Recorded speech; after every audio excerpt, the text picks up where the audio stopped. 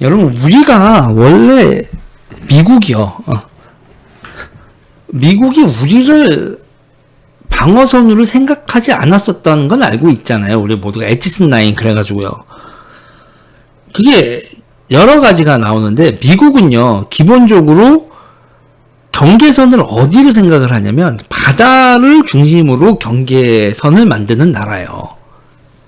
유럽은 그 역사적으로 모르나 거기 그 소련하고의 경계선이 이렇게 동독 서독 이렇게 베를린 장벽부터 시작해가지고 그때 동구권 이렇게 딱 육상으로 이제 갈려졌다고 해도 나머지에 있어서는 우리나라를 여기를 그러니까 대륙 세력으로부터 여기를 지킬 생각이 없었다고.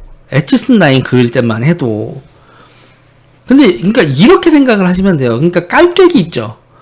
그러니까 지금 우리가 어떤 처지냐면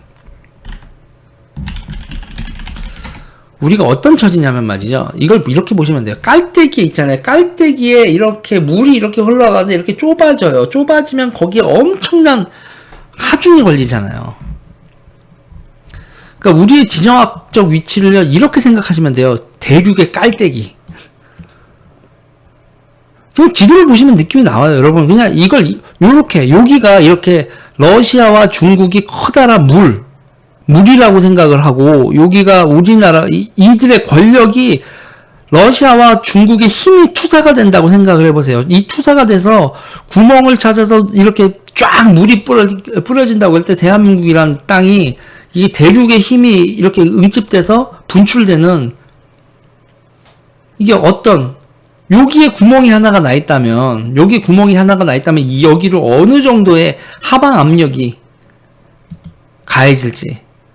그게 여러분, 대한민국의 지정학적 위치입니다. 그러니까 지정학이라는 건 여러분, 자원이요. 그러니까 지정학은 할 때 그 교역로와 자원, 이런 게 이제 열받으니 감사합니다.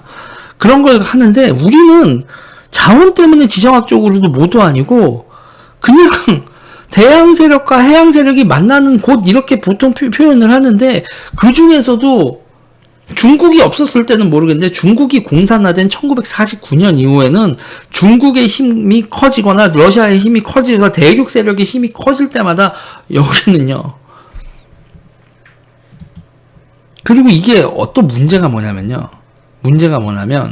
여기 일본이 어때요, 여러분? 일본이 세계 이제 중국 다음에서 제3위의 경제 대국 아닙니까? 2위의 경제 대국이었고, 그러니까 미국이라는 해양역과 일본이라는 해양역, 이 해양국가 두 개가 이렇게 맞부딪히면서 대륙가고, 그러니까 지금은 여러분이 러시아가 우크라이나를 왔지만 이 우크라이나를 밀고 가는 러시아의 힘이라는 게 별거 없거든. 러시아가 그렇게 그러니까 보급 문제라든지 전쟁을 지속적으로 할 수 있는 생산력이 받쳐주는 나라가 아니에요. 그러니까 간단하게 얘기하면 여러분, 러시아는 물자가 없어요. 러시아는 우리가 부국 강병이라고 할 때 그 부국이 얼마나 중요한지를 러시아가 지금 우크라이나에서 전쟁하는 꼬라지를 보면서 세상이 다 알고 있거든. 아, 강병이라고 하는 게 전쟁이 벌어지고 났더니 강해 보였는데 니네 연료 떨어졌냐? 보급 딸리냐? 전쟁 지속 능력 없네? 탱크가 좋으면 뭐래? 포탄과 기름이 계속 줄줄줄 보급이 돼야지. 병사들 먹여야 되고. 포탄 없어가지고, 제어는 폭탄이 없어가지고, 이렇게, 더럽게 가진 건 폭탄밖에 없는. 이런 데서 폭탄 가져가서 전쟁을 치르는 거니, 얼마나 물자가 부족한 겁니까, 이 나라가.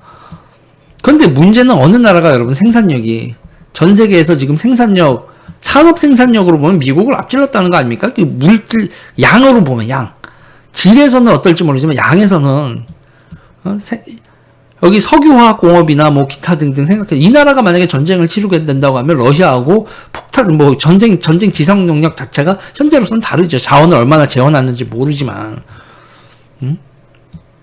이런 대륙 세력이 이렇게 투사돼서, 그러니까 여기가 이렇게 돼서 여기가 그러니까 이 깔때기에서 물이 쫙 나오듯이요, 여러분. 수전에서 그러니까 압력을 쫙 받아서 그 조그만 구멍으로 우리가 이제 샤워할 때도 물길이 빨라지잖아요. 그런 거로 여러분 이렇게 대륙의 힘이 대륙에 있었던 이 적대 국가들의 태양 세력에 반대하는 적대 국가로 되면, 그러니까 중국이 미국 해양 세력에 업혀가지고 국가 성장을 하거나 해양 세력과 싸울 의지가 없을 땐 모르겠는데, 이 해양 세력과 싸우기로 한 지금 현재 입장에서는 여기 이게 엄청나게 하방 압력이 되는 거고, 조선민주주의 인민공화국 같은 경우엔 우리는 또 우리가 먹고 사는 산업 기반이나 이런 게 만들어졌잖아요. 자립적이고. 근데 여기는 오케이, 잘 됐어. 우리가 먹고 살 수 있는 길은 이 형들이 전쟁하는 거에 대리전 내지는 역할을 맡으면서 그 역할에 따른 지원을 받는 거. 그게 얘네들의 생존 방식 아닙니까? 지금 이게 얘네들은 지금 이 패권 전쟁 와중에 지금 이 미국, 그러니까 조선민주주의 인민공화국이 핵실험을 하면서 뭐 할 때, 야, 러시아도, 그러니까 육자회담 할 때나 이럴 때나 러시아나 중국, 야, 니네 왜 그래? 이런 상황이 아니라 지금 미사일 도발에는 이 신냉전에 이 전 세계적인 이 전선이 구축되는 거에서 얘들이 자기 역할을 하고 중국과 러시아라는 뒷배를 안고 가는 거란 얘기죠.